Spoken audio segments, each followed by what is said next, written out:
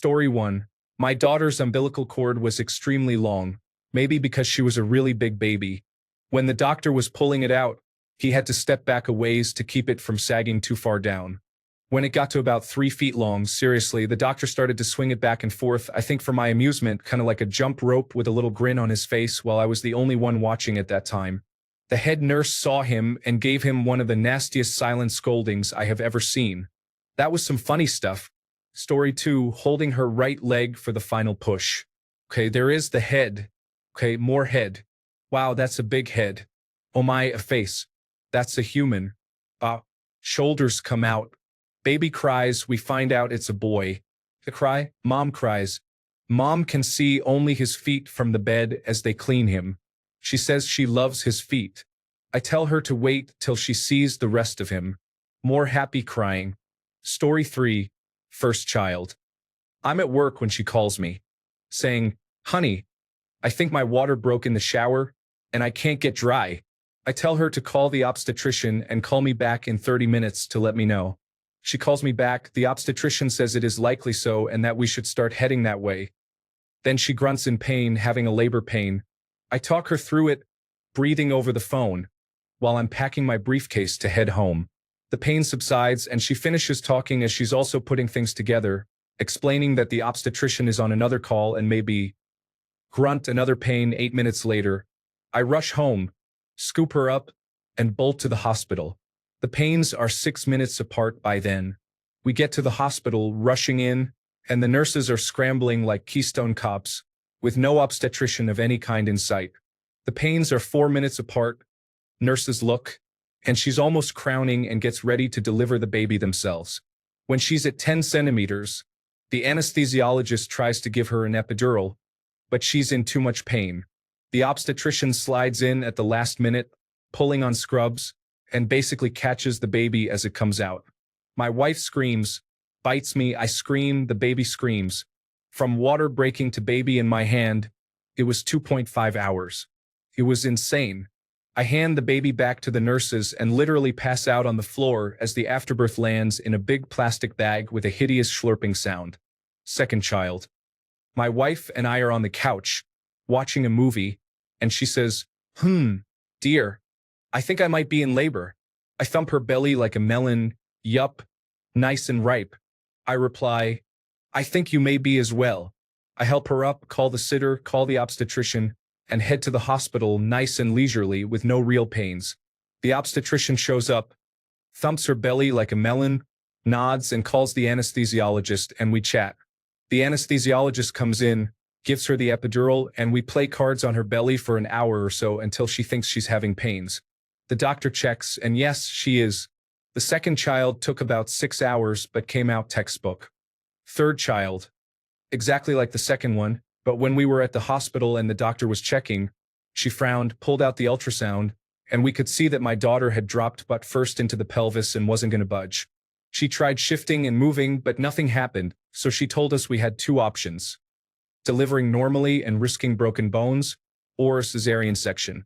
She chose the cesarean section, and I was there the entire time. I'm 6 feet 3 inches, so the privacy screen was useless for me, and I saw the entire thing. It was morbid and terrifying, but I stood there the entire time until my baby was born. My wife was healthy and asleep, and I was sure everything was fine. I then stepped outside, vomited everything I'd ever eaten, and passed out cold. The beauty of childbirth. Story 4. I have 2 kids, 14 and 8. The first one, it was pretty amazing, and I was just enthralled with the whole thing. The second one, I turned white as a ghost and almost passed out, and I have never passed out in my life. Story 5. Everyone has a different experience, but for me, it was terrifying. Trying to console her pain was intense. 3 epidurals wore off. It turns out her body has a lot of resistance to the painkillers.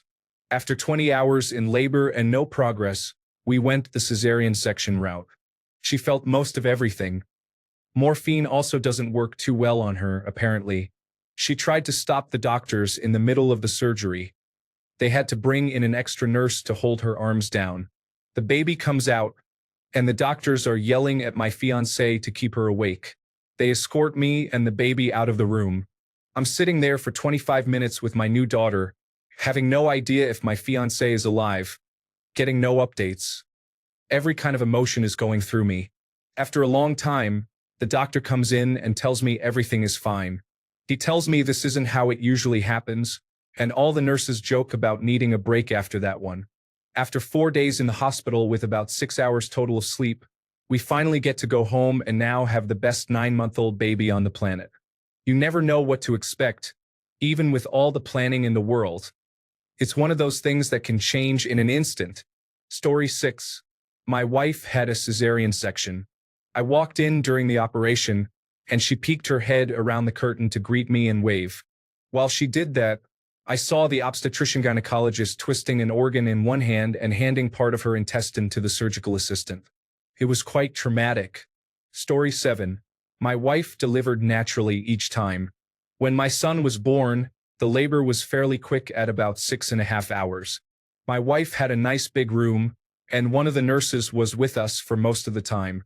I had expected the doctor to be in the room for longer than he was. Instead, he just swooped in at the last second to more or less catch my son as he popped out. Babies are not really skin-colored for a few seconds due to oxygen deprivation.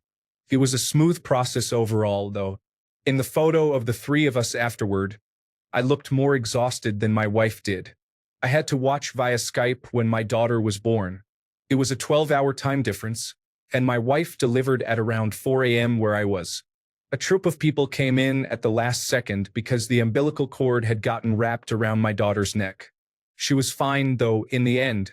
The extra hands on deck were just a precaution. My wife recovered quickly each time.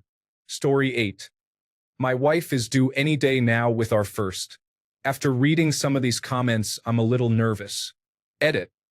Thank you everyone for your insight and advice. I didn't expect all your responses.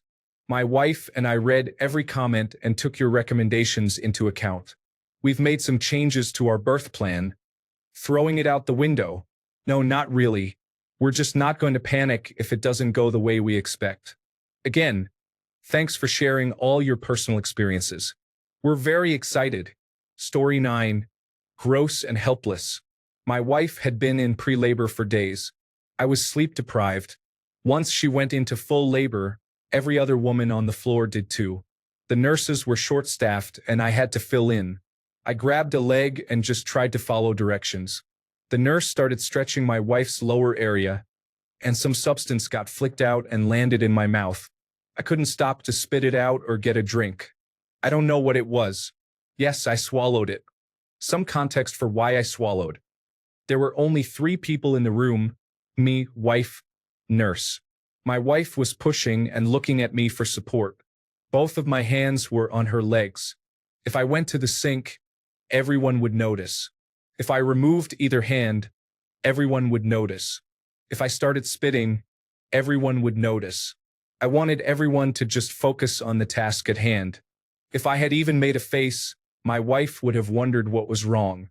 So, I pushed questions of what it was to the back of my mind, swallowed, and smiled, or whatever face I was making previously. I couldn't even get a drink for almost an hour until my wife could hold our baby. I then gargled with orange soda. Things progressed and I'm still holding the leg. My wife asked how things were going after a large push. No one answered, so I looked down and saw very swollen parts and the top of my child's head. I don't remember what I said to my wife. Edit. My wife says that I said, "There's a lot of hair." My daughter had a full head of hair. Then more nurses came in, and I got to just hold her hand, which was all I had planned on doing. Then my wife pooped a little. The nurses caught it and cleaned it up. Edit. I didn't see the poop. The nurses were really quick. Not even sure if she pooped. I'm just assuming. Then my daughter was born, and I got to see a person with a lot of their hand and wrist inside my wife. Lots of blood and chunks, which they caught in a plastic bag, followed by stitches. Things were a bit touch and go for my wife, and it was the first time in my life I had been conflicted about who needed me more. My wife told me to stay with the baby. If I could go back in time, I would still do it all the same, but I would keep my mouth closed and try to keep my eyes on hers and the baby's. Still love my wife's body. And no matter what you see, you will still love your wife's body too. While my story sounds traumatizing, you really won't remember much with everything else going on. It's a panic-filled day, and if you are a good father and partner, you will be far more worried that everyone is safe and healthy. She's still the woman you love, and her body will go back to normal like nothing ever happened. I don't even remember what the mystery substance tasted like. Edit. This was just the end part. Before this, my wife had been puking from the pain. I had a bunch of those bean-shaped containers which she quickly filled. I caught the last bit in my hands. I then went to dispose of the puke, and without thinking, put it in the sink. The drain clogged, and I had to waffle stop it down with my hands. I'm a sympathetic puker. Once the baby was born, no one tells you that their first few poops are black tar. Sticky black tar that you have to peel off. Story 10. Not my wife, but this is related. I was the last to arrive at my sister's delivery, giving birth to the first grandchild in our family. I approached the nurse's desk and asked for her name. They gave me a room number. As I swung the door open, I saw this. My sister in bed holding the baby, my mom standing next to my sister, and my grandmother standing next to my mom. For generations all in a row, all staring at me. Bloody instruments on a table and no doctor in sight. I stopped in my tracks and couldn't talk. Still one of the most powerful moments in my life. Story 11. I was right next to my wife, holding a leg up and saw the entire thing. It was simply incredible.